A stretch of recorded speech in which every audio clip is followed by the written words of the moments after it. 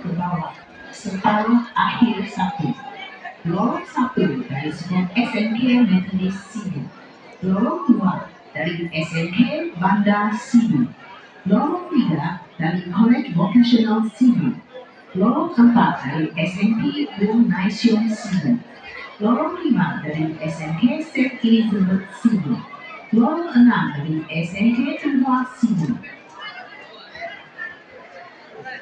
Acara yang akan berlangsung sebentar lagi ialah acara membawa 233, tempat kanan 100 meter, perempuan 18 tahun ke bawah, separuh akhir satu. Lorong 1 dari SMK Methodist Sibu.